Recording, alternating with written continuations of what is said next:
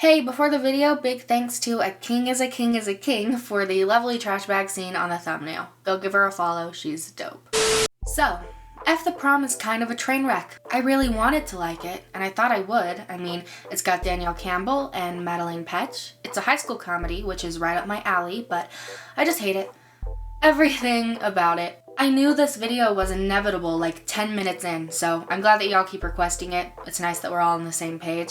It's weird though, this might be the first movie I feel bad about hating. I get the occasional comment yelling at me for disrespecting people's hard work and whatnot, but every movie review I've done on this channel so far has been for a shameless cash grab. All of them are sequels, spin-offs, and adaptions. This is the first time I feel like I'm making fun of something with heart behind it. There's all these vlogs with the cast and interviews with the Fine brothers that just seem so genuine, but I can't let that stop me because the movie is still hot garbage. When I started watching, I was sure I would turn it off because the first 5 minutes were already dumb beyond my personal dumb capacity, which is actually super high, but the longer I stared at it, the more I couldn't look away.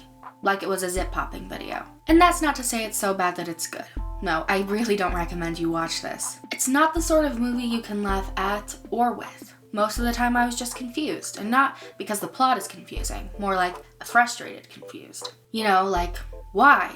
Things would happen and I'd be like, who thought this was a good idea? I thought it was meant to be, at some level, satirical of high school movies. I guess it was just hard for me to believe that the blatant obscurity of it all was not self-aware, but then I watched the cast and director interviews and it sounds like the movie's trying to be realistic and relatable.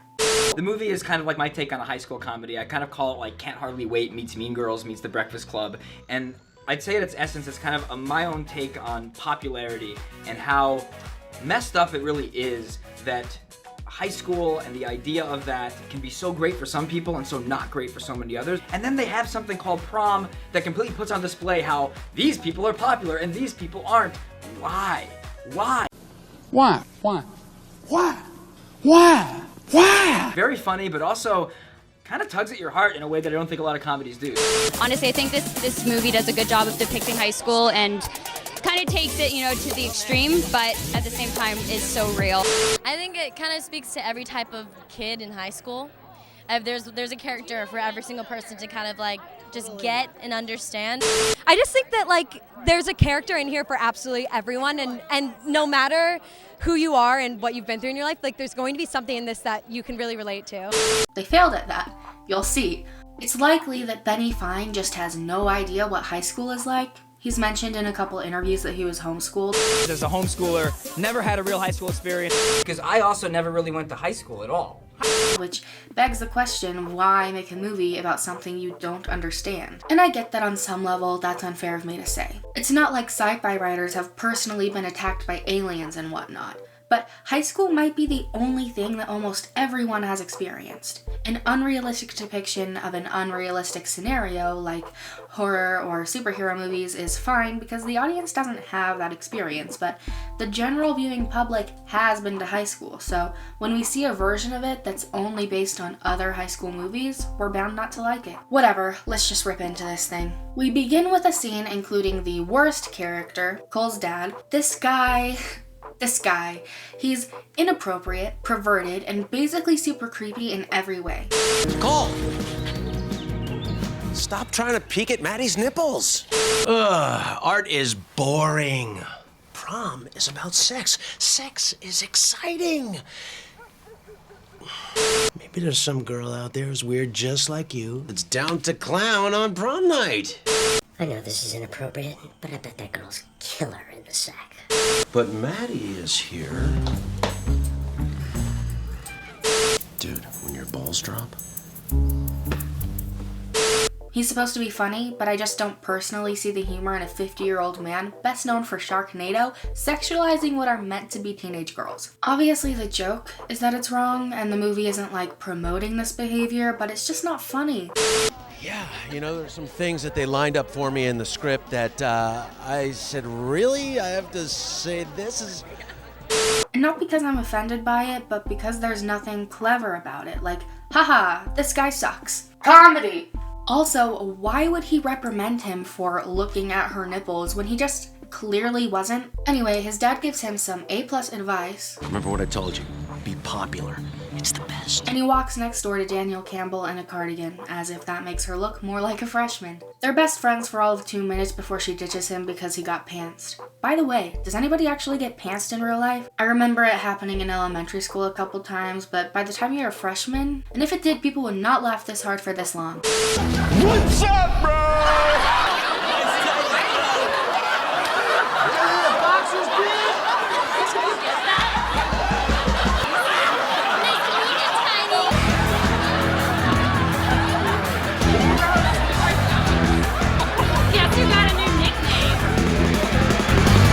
Then it's 3.5 years later and Maddie's super popular, but everybody calls cool Tidy, you know, because of his tidy whities. I can't make this stuff up. And it gets better because his new best friend is called Stuffs, because she stuffed her bra. This kid is Sweats because he, well, sweats. Obviously the kids at this high school are really creative with their nicknames. I tripped during the 1.5 miles once. Would I be called Trips? And isn't it weird that they all even have nicknames? Like, the whole idea of being unpopular is that nobody knows or cares who you are.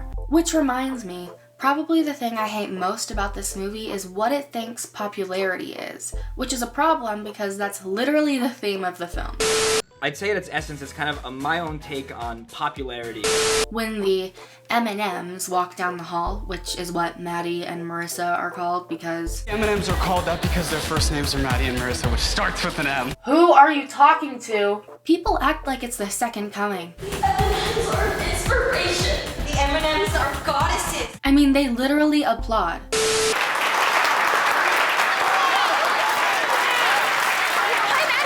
Your hair looks great today, Maddie.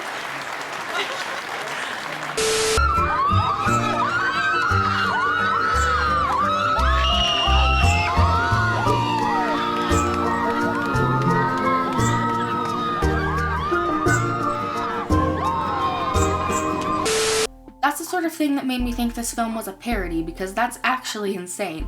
If you go to a school where 2 cheerleaders get applauded every time they enter a room, please let me know, because I can't even comprehend this. And I'm sure that Benny Fine doesn't believe that people get applauded at school, but this at the very least proves that he believes popular people are widely admired. So they go to class and watch the announcements, which feature the second worst character, the principal. I'm not even going to explain why I hate her. She speaks for herself. Welcoming all you sexy young things back from spring break. A loser. Charles Adams High. Woo! It's only statutory if you get caught. Maddie. Cole Reed is weird. The losers! Don't hang out with the losers! Selfie time? Whatever. Superwoman, as a teacher, tells them to get to work. She also says things like, go ahead and take out your phones and use them in ways your parents and I will never understand. Did you guys see Maddie's eyebrows from last weekend? On fleek. and I hope I'm not the only one who physically cringed. If you want to cast a YouTuber in your movie as like an actual character because you think they have talent, sure, do whatever you want. But I'm tired of seeing YouTubers cameo in things just so they'll advertise to their audience. So Tidy is drawing pictures of Maddie and stalking her Instagram when he explains that she has had a different hairstyle every day for all of high school. I can't for the life of me figure out why they felt this tiny plot point was necessary. I swear it's only really mentioned one more time after this. This is the same hairstyle. Not okay. That hair, though! The hair? It's the same! It's so pointless, but I guess you could say the same for almost everything in this movie. This scene does include my favorite character, though. You know how they said there's one character for everyone to relate to? This is mine. She's only in this scene and no others, but she's truly the best of them all. Hey, guess what I'm doing on May 17th? Nobody cares? You go, girl. Blah, blah, blah. Tidy and Stuffs hate popular people. Most of their scenes are just them complaining about it, so in other words, most of their scenes are unbearable. They wonder why the M&Ms get so much attention when they don't do anything but talk about them. Anyway, Maddie and Marissa have a scene and it's boring or whatever, but what's really strange about it is that they start to make up their own slang. Marissa, you riled? But if you could stop being a selfish pigeon for one sec, that would be great.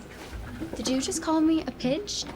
You can find the terms on Urban Dictionary, but they seem to mean totally different things than implied in the script, including this weirdly specific Dan and Phil one. So unless when Maddie said, Marissa, you riled? She meant, does nothing turn you on like Dan Howell? This isn't culturally accurate, and judging by the movie's overabundance of emojis and pop culture references, it wants to be. So Maddie catches Marissa macking on her boyfriend, and neither of them seem to feel bad about it. And you know, maybe they don't have to be guilty considering how trash they are as people, but they aren't even defensive.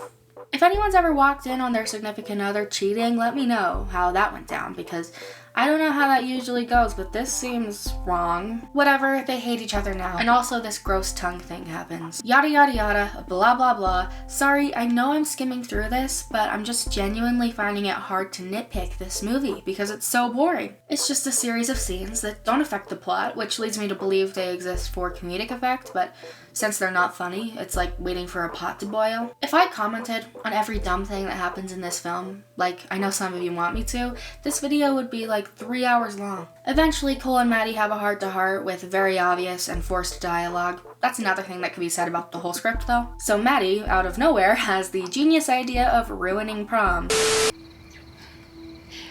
What if we ruined it? What? Prom. But Cole shuts her down with the worst line of this whole movie. You mad, bro? Did he actually just say that? You know how old I was when people said things like, You mad, bro? I was 5. These characters are younger than me. At this point, I'd like to apologize for saying the writers of 2018's Heathers don't understand teen culture because they got way closer than this. So the next 20 minutes are spent collecting their band of losers. All you need to know is he's Jewish, she's goth, he's gross, he doesn't talk, and he's gay. Or actually, you don't need to know that. All of these throwaway characters are exactly that. Throwaway. All the people that matter have already been introduced. These people are just here to be stereotypes. So they start a master plan to ruin prom. Tidy and Maddie start a budding romance, and they do this confusing thing where they decide to go to prom together even though they're going to ruin it. Who even knows what kind of thought process that is? So Cole gets popular through his association with Maddie, and Marissa, being nothing short of a human demon, decides she needs to date him now. And there you go, the movie's almost over. Anyway, I just kind of want to acknowledge this weird thing that happens throughout the whole movie where there's a bunch of dead space after they tell a joke. Now go ahead and take out your phones and use them in ways your parents and I will never understand. Ah, Dad, come on. So, unless you're my wife, we can't. It's like those versions of The Big Bang Theory without the laugh track. God, he's an ass when he drinks. Well, he's an ass when he doesn't. You just don't hear it. I think we need to start entertaining the possibility that the shaming could go on for years. Well, if that's the case, Penny will have to get satellite TV and maybe once a week want to vacuum through this place. I don't know if their goal was to give the audience time to laugh or if they just wanted the whole film to move at an excruciatingly slow pace, but I hate all the lingering shots and dead spaces. Like maybe they needed to tell the actors that after somebody finishes their line, you're supposed to say yours, you know?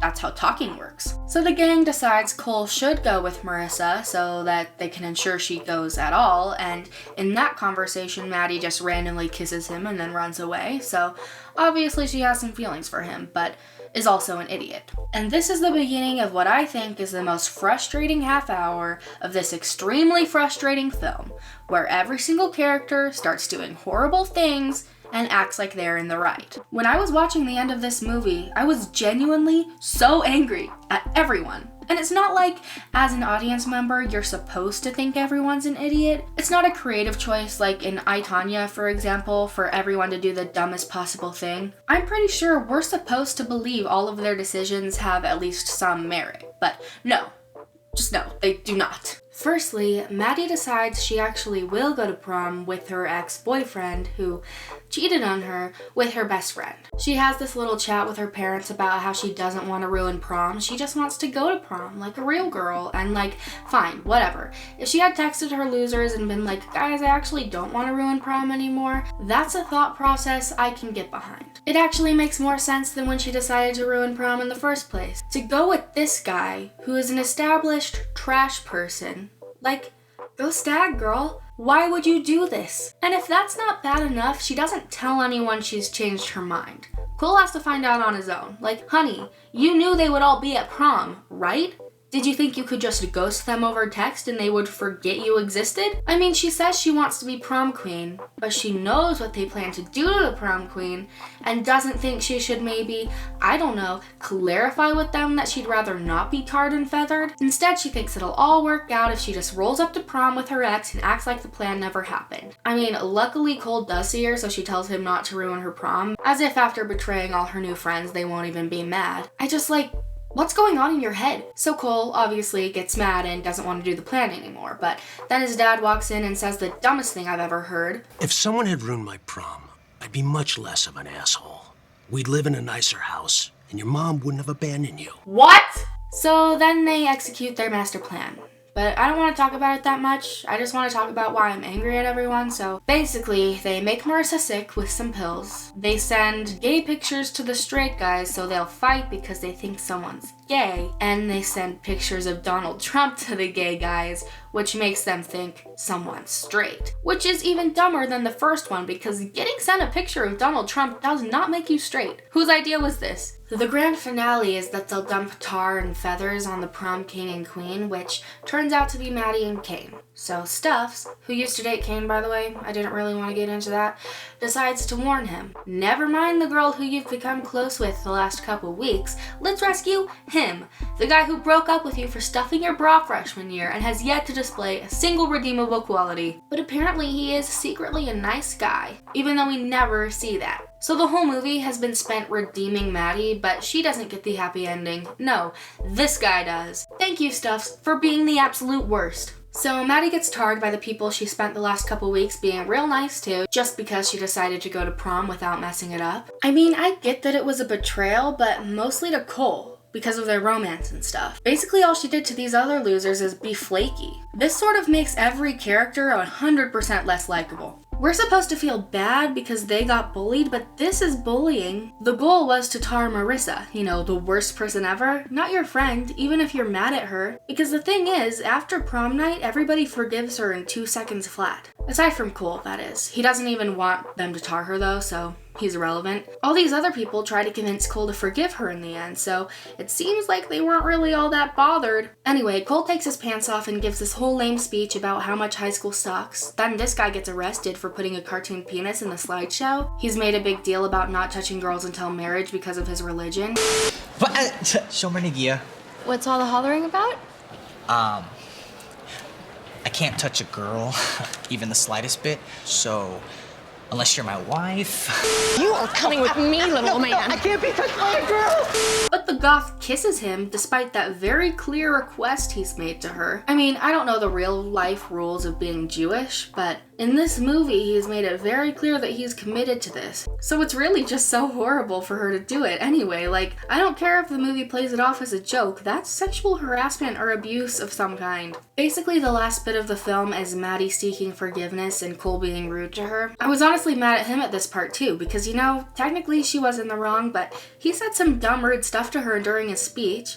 I'm sorry, Maddie, but this is all on you. What? I didn't even do anything. Exactly.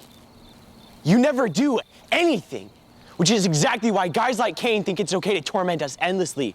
Side note, it was not her responsibility to stand up for him. Like, sure, it would have been nice of her, and maybe she should have, but it's not her obligation. Minding your own business does not make you as bad as the bullies. Anyway, they end the movie admitting their feelings for each other and kissing, but decide not to pursue their relationship. I'm sorry. What? You can't just subvert expectations for the sake of subverting expectations, okay? If the theme of the movie has something to do with learning when someone's not right for you, then fine. But this is just rude to anyone in the audience who actually cares about these dumb people. Whatever, follow my social medias. Bye.